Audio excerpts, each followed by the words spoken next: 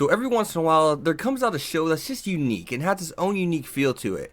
And a show that definitely has a lot of similarities to other shows at the same time. And that show is The Irregular at the Magic High School. This is a show that I looked at the genre after I started watching. I was like, oh shit, it's a sci-fi. And at the same time, it did so many other things such as romance, action.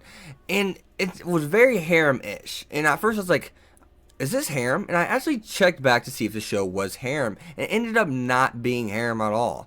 So, what do I mean by harem-ish? This is a show that does a lot of things very well, such as it shows harem series what they really should be. They shouldn't have a bunch of girls that just throw themselves at the main character, which these girls do to an extent.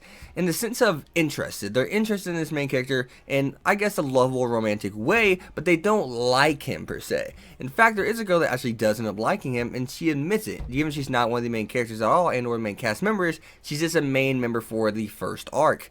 And she actually ends up with another character, which that's something I would like to see a little bit more in harem series, I guess. Not necessarily all the time, but it would be nice. And this show was a breath of fresh air, like a breath of fresh air. It's just kind of like, I'm glad it went this route and it's not just following all the other harem series out there. So there's a lot of things in the first half that are harem match. Like I just said, these characters are more so interested than love him. Now, in the second half, we actually have a lot of romantic undertones and or kind of foreshadowing that certain characters such as Erika and Miyuki are going to end up with other people. Given Miyuki is the exception to this at the same time, right? So Miyuki is our main character's sister, and this is where the negative for the show comes in. She is in love with her brother, and they are fully related.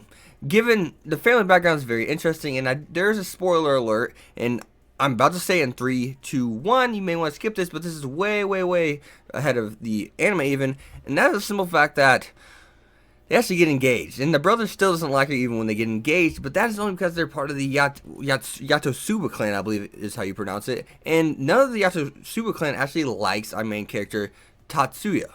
So all of them hate him, and their mother actually died and their aunt took over the family clan. So this is something I have seen. Clans reign. Clans are superior. I mean, that makes sense. That's how Japan was, and I think maybe still will be. I'm not sure how all that works in Japan, but I just know how it used to be. So they're a royal family. Now, there's the Tin clan and there's the Yatsuba clan, which the Yatsuba clan is supposed to be like the most powerful clan out there. As you see, they have a tank OP character in Tatsuya. He is a tank. Even though they don't like him, the only reason he follows them is because of his sister. Given Yatsuba is the character that's really going to get you interested in this series. He is just like a Kirito, except I would say he's a little bit more outgoing in the sense of he likes carrying on conversations. He won't shy away from talking. He won't shy away from it. In fact, it seems as if he likes talking. He does show emotion to an extent. He smiles, and sometimes he kind of chuckles. It's more of a, but it's not, he doesn't really open his mouth when he laughs kind of person. Yes, he's someone who's kind of dull, and you can tell he has an interesting past, but he's really someone that actually does enjoy talking. Once again, I really just want to, put a little bit of emphasis on that, because that's cool for a main character. He's not someone that's try to axe a conversation. In fact, there's a lot of times he actually goes towards a conversation.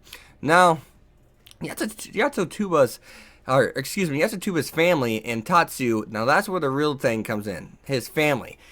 His family is interesting. Now, why do they hate him? And they've hated him since birth. But why do they hate him? And the fact that his powers are so unique. And the sci-fi feel for the show really does come from the magical powers of the show. And what I mean by that is the magical powers is so complex. And that's why I was just kind of like, damn it, I'm watching a sci-fi. Damn it. Because it's just so complex, and if you haven't watched the show at least like 3 times, you probably really don't understand the powers system at all, because one of the negatives in the show is they really don't start us off with the basics. They show us how people, get tested, like the basic skill set test, but they don't show us the basic of magic. They don't really show it, tell us how it works, given they do very in-depth kind of dialogue sequences, very in depth, but they're really focusing around the 2 main characters whenever we do see these powers. Given it's more so just Tatsuya who gets the focus of power and magic, but that's the thing, that's the issue. Tatsuya is so complex as a character, and his magic ability is even more complex, and that's where you really get the sci-fi, the magic and the magical sequences. Whenever they have fights and battles and stuff like that, you can just tell the way they fight. It's in a sci-fi kind kind of tone to it per se is probably the best way to put it. Now, this show is something I think you should most definitely watch because it's something that a lot of light novels could learn from. Yes, do have my bigger complaints, but they're just kind of like, kind of whatever kind of complaints. Given the magic is really the only complaint because I really want to know more how this works.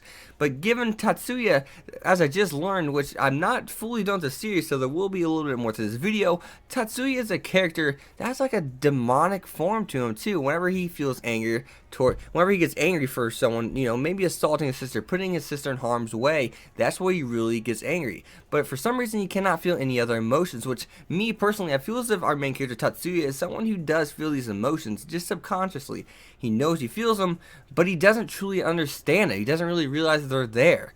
And I think he does know love. He does know all these things because he shows these things to his sister, but yet he can't show them to other people. But at the same time, he talks as if he just doesn't have those emotions. So I think he does have those emotions. It's just he doesn't know how to really access them.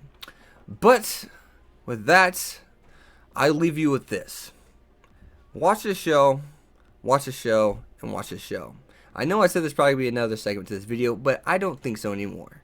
But as always, guys, you've been Hex. So leave a like, comment, subscribe. Follow my Twitter, X25. But if I do end up adding more to this video, I will most definitely leave that little message in the intro. As always, guys, I'll see you later. Peace. Well, Irregular at the Magic High School. I finished it up, guys, and this is something I really wanted to add on, and I told you guys I may add something on, and hopefully I don't forget to put that in the beginning of the video. But I did finish watching this in the ending, so this would be a real quick 1-minute clip. And this show felt very unfinished at the end. I cannot lie, it didn't feel bad as an ending, but it simply felt unfinished. Like, it felt so unfinished. It felt like I'm missing a lot here. And given the show sold a lot, and there's a movie coming out very, very soon in 2017, so I'm not sure if that's going to be, I have to look into, I'm not sure if that's going to be adding on to what happened in the story. I don't know if it's going to be canon or it's just going to be a cool movie for it. But whatever comes next, I'm sure it's getting a season 2. If it's getting a movie, a couple years later, I'm sure it'll be getting, season 2. Especially since it averaged, like I said, of 12,000, damn near 13,000 per volume. Like, if they don't make another season, they're idiots. It wouldn't make sense. Especially since I think the studio that did it actually is very, not well known. They don't make a lot of anime, so they need to get that revenue in, and you got to take care of your baby. I mean, that's kind of like T&K. If T&K Studio would axe High School DxD, where's their revenue coming from? I mean, for God's sake.